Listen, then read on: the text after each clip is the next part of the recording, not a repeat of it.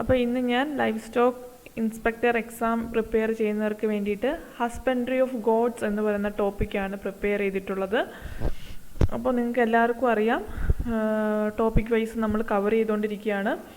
അപ്പോൾ ഇതുവരെ എൻ്റെ ചാനൽ സബ്സ്ക്രൈബ് ചെയ്തിട്ടില്ലാത്തവർ സബ്സ്ക്രൈബ് ചെയ്യുക, തുടർന്നുള്ള നോട്ടിഫിക്കേഷൻ കിട്ടാൻ വേണ്ടിയിട്ട് ബെല്ലൈക്കൺ എനേബിൾ ചെയ്യുക. അതുപോലെ തന്നെ വീഡിയോസ് നിങ്ങളുടെ ഫ്രണ്ട്സിനും എക്സാം എഴുതുന്നവർക്കും വേണ്ടിയിട്ട് ഷെയർ ചെയ്യുക. അപ്പോൾ നമുക്ക് നോക്കാം ഹസ്ബൻഡറി ഓഫ് ഗോഡ്സ്. അതിൽ ഫസ്റ്റ് എന്ന് പറയുന്നത് ഇൻട്രൊഡക്ഷൻ ടു ഗോഡ് റിയറിംഗ് ആണ്. Okay, goat is called the poor man's cow. Poor man's cow എന്നറിയപ്പെടുന്ന അനിമലാണ് goat. They are reared for milk and meat. ഗോട്ടിനെ മെയിനായിട്ട് റെയർ ചെയ്യുന്നത് മിൽക്കിനും മീറ്റിനും വേണ്ടിയിട്ടാണ്. സയൻറ്റിഫിക് നെയിം എന്ന് പറഞ്ഞാൽ കാപ്ര ഹിർക്കസ് എന്നാണ് scientific name. In Kerala goat rearing is very popular due to its less rearing cost and its ability to withstand in any adverse weather condition. അപ്പോൾ കേരളത്തിൽ God rearing എന്ന് പറയുന്നത് വളരെ പോപ്പുലറാണ്. കാരണം എന്താണ്, വളരെ ലെസ് കോസ്റ്റാണ്, റെയർ ചെയ്യാൻ വളരെ ലെസ് കോസ്റ്റാണ്. അതുപോലെ തന്നെ എന്താണ്, അഡ്വേഴ്സ് വെതർ കണ്ടീഷനിൽ വിത്ത്സ്റ്റാൻഡ് ചെയ്യാൻ ഗോട്ടിന് നല്ല എബിലിറ്റി ഉണ്ട്. ഇത് രണ്ടും കാരണം എന്താണ്, വളരെ കോമൺ ആണ് കേരളത്തിൽ ഗോഡ് റെയറിംഗ് എന്ന് പറയുന്നത്. നമ്മൾ ഗോട്ടിനെ മെയിനായിട്ടും റെയർ ചെയ്യുന്ന എന്തിനൊക്കെ വേണ്ടിയിട്ടാണ്, milk, meat, hide, fibre and മാനൂറിനൊക്കെ വേണ്ടിയിട്ടാണ് ഗോട്ടിനെ മെയിനായിട്ട് നമ്മൾ റെയർ ചെയ്യുന്നത്. ഇനി അഡ്വാൻറ്റേജസ് ഓഫ് ഗോഡ് റെയറിംഗ് നോക്കാം. Financial investment is small as the building and equipment needs are less. Then goats can eat a variety of feeds that are normally avoided by other animals. ഗോഡ്സിനാണെങ്കിൽ വളരെ variety of feed കഴിക്കാൻ പറ്റും. മറ്റ് animals avoid ചെയ്യുന്ന പല ഫീഡ്സും ഗോട്ടിന് കൊടുക്കാൻ പറ്റും, അല്ലേ. It can easily adapt to hot climate. Goats are highly prolific. Then we get 3 kidlings in 2 years with 1 to 2 kids in each kidling. അപ്പോൾ ഓരോ വട്ടത്തെ എന്താണ് പ്രഗ്നൻസിക്ക് ശേഷം നമുക്ക് എന്താണ് 1 to 2 കിഡ്സ് വരെ നമുക്ക് കിട്ടും. Then there is no religious taboo against goat meat. അതായത് പോർക്കിൻ്റെ പോലെ ഒരു റിലീജിയസ് ടാബു ഒന്നും ഗോട്ട് മീറ്റിനെതിരായിട്ടില്ല. They can graze in steep mountains with firm foothold. Then goat milk is essentially easily digestible due to the smaller size of fat globules and so is preferred for infants and aged people. അപ്പോൾ നമുക്ക് കൗ മിൽക്കിന് പകരമായിട്ട് ഇൻഫൻസിന് കൊടുക്കാൻ പറ്റുന്ന milk അല്ലെങ്കിൽ mothers മിൽക്കിന് പകരമായിട്ട് ഇൻഫൻസിന് കൊടുക്കാൻ പറ്റുന്ന ഏത് മിൽക്കാണെന്ന് ചോദിച്ചാൽ ഗോട്ട് മിൽക്കാണ്. ഓക്കെ, അപ്പോൾ അതിന് മെയിനായിട്ടുള്ള കാരണം എന്ന് വെച്ചാൽ ഗോട്ട് മിൽക്കിലുള്ള സ്മോളർ സൈസ്ഡ് ആയിട്ടുള്ള ഫാറ്റ് ഗ്ലോബ്യൂൾസ് ആണ്. അപ്പോൾ പെട്ടെന്ന് ഡൈജസ്റ്റ് ചെയ്യാൻ പറ്റും goat milk. Goat needs less feed when compared to cow. Goat consume about 1/5 of the feed. കൗവിനെ കമ്പയർ ചെയ്യുകയാണെങ്കിൽ കൗവിന് കൊടുക്കുന്നതിൽ 1/5 മതി ഗോട്ടിന് കൺസ്യൂം ചെയ്യാൻ. Goats can breed at an early age of 8 to 10 months and the gestation period is 5 months. ഗോട്ടിനാണെങ്കിൽ gestation time എന്ന് പറഞ്ഞാൽ 8 to 10 months ആണ്. അതുപോലെ തന്നെ ഗസ്റ്റേഷൻ പീരീഡ് എന്ന് പറയുന്നത് ഏകദേശം 5 months ആണ്. ഓക്കെ, ഗോട്ടിനെ ബ്രീഡ് ചെയ്യാൻ പറ്റുന്നത് 8 to 10 month ഏജ് ആകുമ്പോഴാണ് ബ്രീഡ് ചെയ്യാൻ പറ്റുന്നത്. പക്ഷേ ഗസ്റ്റേഷൻ പീരീഡ് എന്ന് പറയുന്നത് 5 month ആണ്. അതുപോലെ തന്നെ എന്താണ്, അതുകൊണ്ട് തന്നെ പെട്ടെന്ന് തന്നെ മിൽക്ക് പ്രൊഡക്ഷനും ഏർലി ആയിരിക്കും. Integration of goat rearing with plantation crops ensures the fertility of the land and also controls the weeds. അപ്പോൾ ഇത്രയാണ് മെയിനായിട്ടുള്ള got റിയറിങ്ങിൻ്റെ advantages.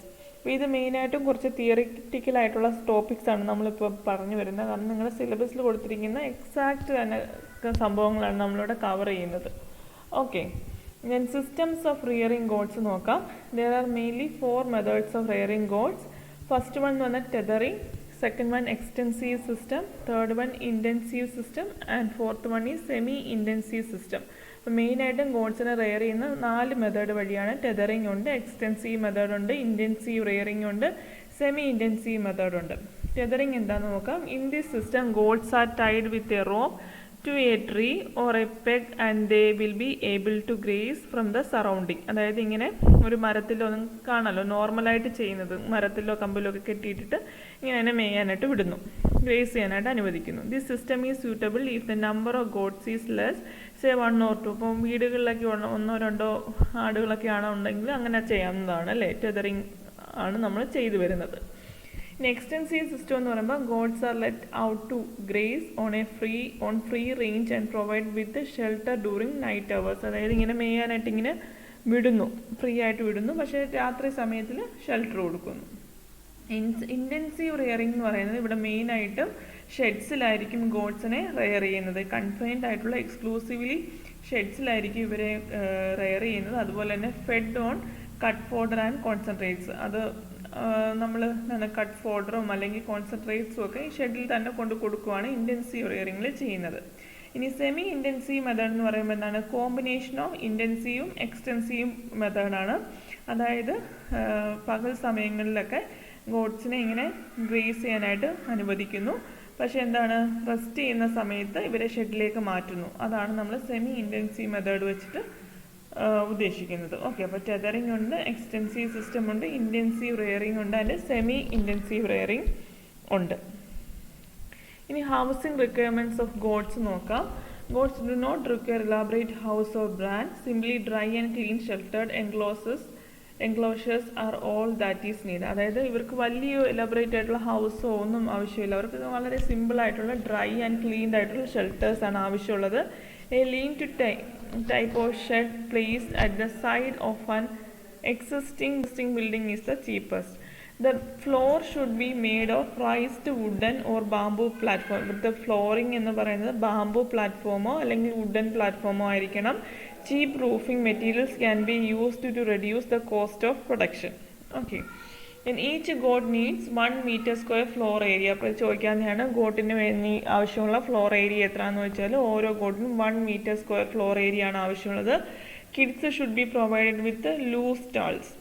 ബക്സ് should be housed individually in stalls measuring 2.5 meter square per buck. Bucks ആണെങ്കിൽ, അതായത് mail ഗോട്ട്സ് ആണെങ്കിൽ 2.5 meter square ആണ് അവർക്ക് വേണ്ട area എന്ന് പറയുന്നത്. When large numbers of goats are reared, there should be separate sheds for different categories. അതായത് ഒരുപാട് ലാർജ് നമ്പേഴ്സ് ഓഫ് ഗോഡ്സിനെ നമ്മൾ റെയർ ചെയ്യുന്ന സമയത്ത് ഓരോ കാറ്റഗറിയിലുള്ള ഗോഡ്സിന് വേണ്ടി സെപ്പറേറ്റ് ഷെഡ്സ് ഉണ്ടായിരിക്കണം. അതായത് milch goats, buck shed, kidding shed, kid shed, ഇതെല്ലാം സെപ്പറേറ്റ് ആയിട്ടുള്ള ഷെഡ് വേണം ഉണ്ടായിരിക്കുന്നത്. അല്ലാതെ മിൽച്ച് ഗോഡ്സും ബക്ക് ഷെഡും ബക്സും എല്ലാം കൂടെ ഒരുമിച്ച് ഇടാനായിട്ട് പാടില്ല. ഓക്കെ, ഇനി ഫീഡിങ് ഓഫ് ഗോഡ്സ് നോക്കാം. Kids should be fed colostrum within half an hour after birth and should be continued for 3 to 4 days. അതായത് കിഡ്സ് ബർത്തിന് ഇമ്മീഡിയറ്റ്ലി ആഫ്റ്റർ ദ ബർത്ത് അവർക്ക് കൊളസ്ട്രം കൊടുക്കണം. അതിനുശേഷം എന്താണ്? അതൊരു 3 to 4 days വരെ നമുക്കിത് കണ്ടിന്യൂ ചെയ്യാം. The diet for God should consist of 2/3 of roughage and 1/3 of concentrate. മെയിനായിട്ടും ഗോട്ടിൻ്റെ ഡയറ്റ് എന്ന് പറയുമ്പോൾ 2/3 റഫേജും അതുപോലെ 1/3 കോൺസെൻട്രേറ്റും ആയിരിക്കണം. Water should be provided ad libitum. Okay, then depending upon the quantity and quality of fodder available for feeding, the concentrate allowance to different classes of goats can be reduced. അതായത് ഫോഡറിൻ്റെ ക്വാളിറ്റിയും quantity അനുസരിച്ചിട്ട് എന്താണ് different classes of ഗോഡ്സിന് different allowance ആയിരിക്കും വേണ്ടത് അല്ലേ. അപ്പം അതിനനുസരിച്ച് വേണം നമ്മൾ ഫീഡ് ചെയ്യാൻ വേണ്ടിയിട്ട്. ആൻ അഡൾട്ട് ഗോഡ് റിക്വയർസ്, ജനറലായിട്ട് പറഞ്ഞാൽ ഒരു അഡൾട്ട് ഗോട്ടിന് ഏകദേശം 200 to 400 grams concentrates and 2 to 3 kg green fodder ആവശ്യമുണ്ട്. അപ്പം ഒരു അഡൾട്ട് ഗോട്ടിന് 200 to 400 gram കോൺസെൻട്രേറ്റും 2 to 3 kg ഗ്രീൻ ഫോഡറുമാണ് ആവശ്യമുള്ളത്. പ്രഗ്നൻറ്റ് ഗോട്ട്സിനാണെങ്കിൽ during 4th and 5th months of പ്രഗ്നൻസിയിലാണെങ്കിൽ 200 to 300 gram of concentrate mixture ആവശ്യമുണ്ട്.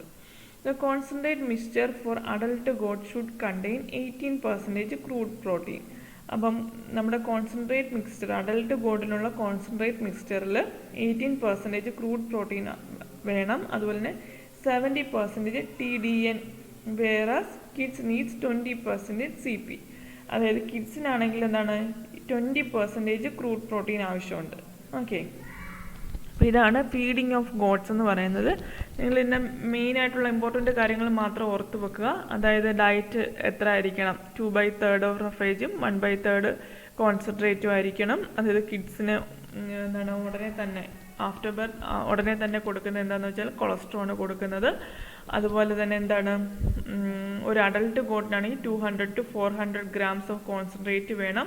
2 to 3 kg ഗ്രീൻ ഫോഡർ വേണം. പ്രഗ്നൻറ്റ് ഗോട്ട്സ് ആണെങ്കിലോ 200 to 300 of gram of concentrate mixture ആയിരിക്കണം ഉണ്ടായിരുന്നത്. ഈ കോൺസെൻട്രേറ്റ് മിക്സ്ചർ എന്ന് പറയുമ്പോൾ മെയിനായിട്ടും 80% ക്രൂഡ് പ്രോട്ടീൻ ആണ് അതിനകത്തുള്ളത് ഫോർ അഡൽട്ട് ഗോഡ്സ്. അതിന് 70% TDN ആയിരിക്കും. പക്ഷേ കിഡ്സിനാണെങ്കിൽ 20% ക്രൂഡ് പ്രോട്ടീൻ വേണം. ഓക്കെ, നെക്സ്റ്റ് സെക്ഷൻ എന്ന് പറയുന്നത് care and management of different age groups of goats ആണ്. അപ്പോൾ അത് different age group of goats ഉണ്ട്, അവരുടെ കെയറും മാനേജ്മെൻറ്റും എങ്ങനെയാണെന്ന് നോക്കാം. ഫസ്റ്റ് എന്ന് പറഞ്ഞാൽ care and management of kids നോക്കാം അല്ലേ. കിഡ്സിനെ എങ്ങനെയാണ്, ലിറ്റിൽ വൺസ് ഓഫ് ഗോഡിനെയാണ് നമ്മൾ കിഡ്സ് എന്ന് പറയുന്നത് കേട്ടോ.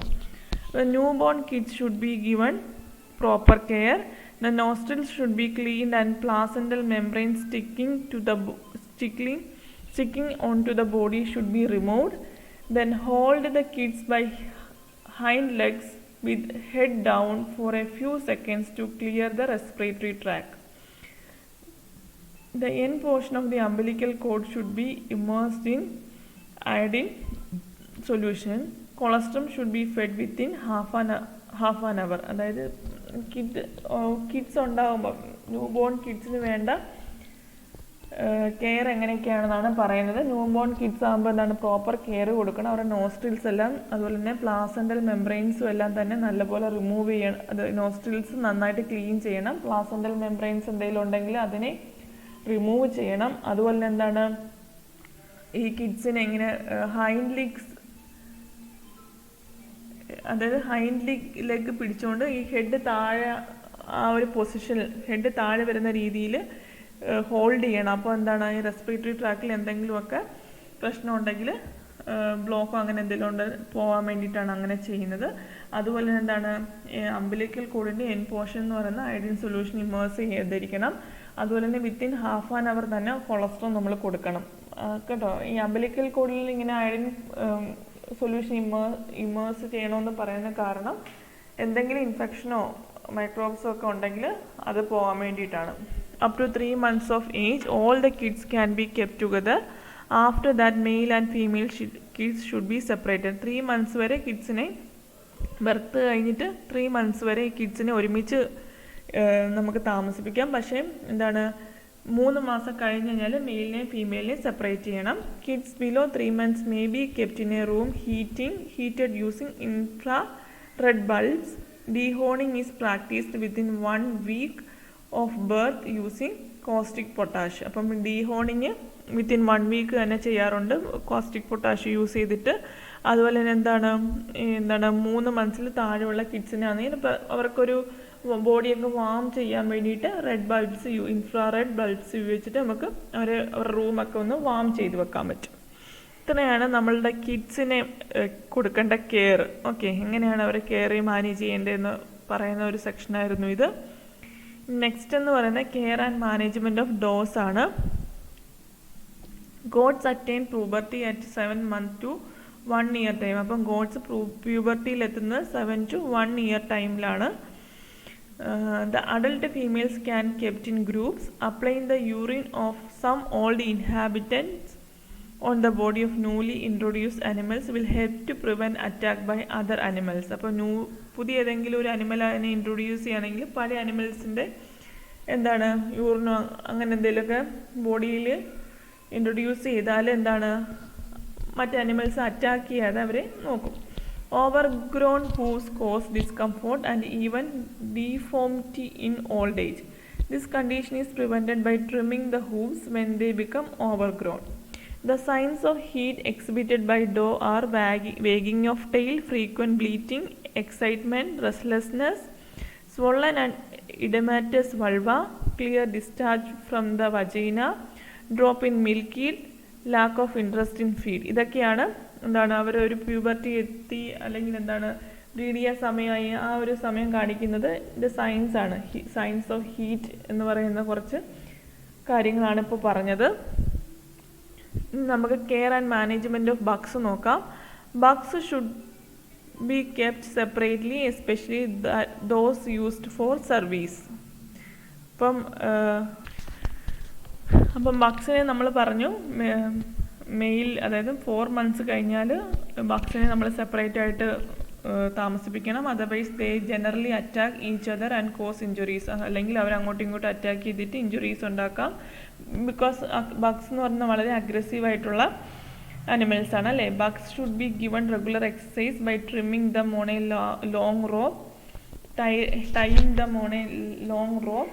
Then a bug should be put into service only when it is 10 to 12 months of age. It can be used for breeding purpose up to an age of 6 to 8 years. അതായത് bug 10 to 12 months age ആകുമ്പോഴേ നമ്മൾ ബ്രീഡിങ്ങിന് വേണ്ടി use ചെയ്യാവൂ. പക്ഷേ എന്താണ്, ഏകദേശം ഈ ഒരു സെയിം ബക്കിനെ തന്നെ 6 to 8 years വരെ നമുക്ക് ബ്രീഡിങ് പർപ്പസിന് വേണ്ടി യൂസ് ചെയ്യാവുന്നതാണ്. ഓക്കെ, അപ്പം ബക്കിനെ കെയർ ചെയ്യുമ്പം നമ്മൾ ശ്രദ്ധിക്കേണ്ട കാര്യം എന്ന് പറഞ്ഞാൽ ഒരു 3 months കഴിഞ്ഞാൽ അല്ലെങ്കിൽ 4 months കഴിഞ്ഞാൽ അവരെ മാറ്റി താമസിപ്പിക്കണം. കാരണം അവർ വളരെ അഗ്രസീവ് ആയിരിക്കും, മറ്റ് അനിമൽസിനെ അറ്റാക്ക് ചെയ്യാനുള്ള ചാൻസ് വളരെ കൂടുതലാണ്. അതുപോലെ തന്നെ എന്താണ്, ബ്രീഡിങ്ങിന് വേണ്ടിയിട്ട് അവരെ 10 to 12 months ഓഫ് ഏജിൽ നമുക്ക് യൂസ് ചെയ്യാം. അതുപോലെ തന്നെ ആ സെയിം അനിമലിനെ തന്നെ ഒരു 6 to 8 years വരെ നമുക്ക് ബ്രീഡിങ് പർപ്പസിന് വേണ്ടി യൂസ് ചെയ്യാവുന്നതാണ്. Care and management of pregnant does നോക്കാം. Pregnancy can be diagnosed by external palpation, abdominal ballottement. The gestation period is 145 to 156 days. ഇത് വേണമെങ്കിൽ ചോദിക്കാം, ഗസ്റ്റേഷൻ പീരീഡ് ഓഫ് ഗോട്ട് എന്ന് ചോദിച്ചാൽ 145 to 156 days ആണ്. In one kidding, 1 to 2 kids are usually born. Okay, keep pregnant animals in loose boxes separated from others and preferably individually. അതായത് നമ്മൾ pregnant animals ആണെങ്കിൽ അവർ loose ആയിട്ടുള്ള ബോക്സസിൽ വേണം കീപ്പ് ചെയ്യാൻ. അതുപോലെ തന്നെ മറ്റ് അനിമൽസിൽ നിന്ന് നമ്മൾ മാറ്റി താമസിപ്പിക്കണം. Provide nutritious feed that is easily digestible and laxative. Do not allow them to fight with each other. Before kidding, clip the hairs around the udder, hindquarters and tail for cleanliness. Animals should be transferred to a clean and dry kidding pen in later stages.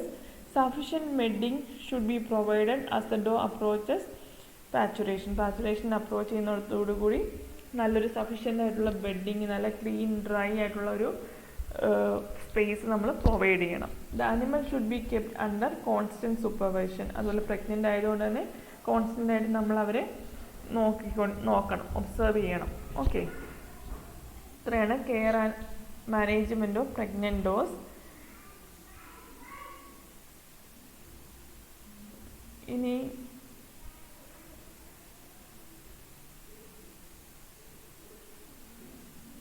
മെയിനായിട്ടും breeding and selection of dairy goats ആണ്.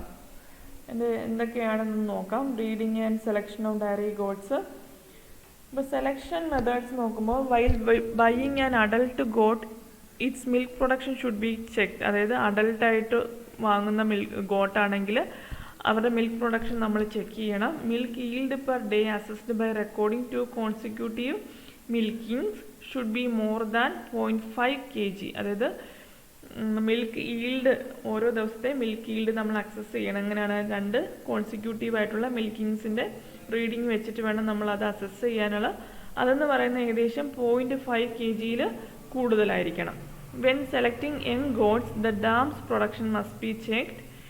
A doeling at 6 months should be at least 10 kg. അതായത് doeling ആണെങ്കിൽ 6 months ആകുമ്പോഴത്തേക്ക് അവർക്ക് at least 10 kg എങ്കിലും weight വേണം.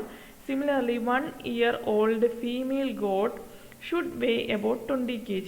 ഇതേ എന്താണ്, ഡോളിങ് ഒരു 1 year എത്തുമ്പോഴത്തേക്ക് അവരുടെ ബോഡി വെയിറ്റ് എന്ന് പറയുമ്പോൾ 20 kg ആയിരിക്കണം. They must be free from physical defects. Physical ഡിഫക്ട്സിൽ നിന്ന് അവർ ഫ്രീ ആയിരിക്കണം. Selection of does must be based on their previous 120 days milk production record. Those which have kidded within 2 years of age should be preferred. Okay, അപ്പോൾ selection എന്ന് പറയുന്നത് അവരുടെ ഒരു 120 days milk production record വെച്ചിട്ടായിരിക്കണം നമ്മൾ അവരെ select ചെയ്യാൻ വേണ്ടിയിട്ട്.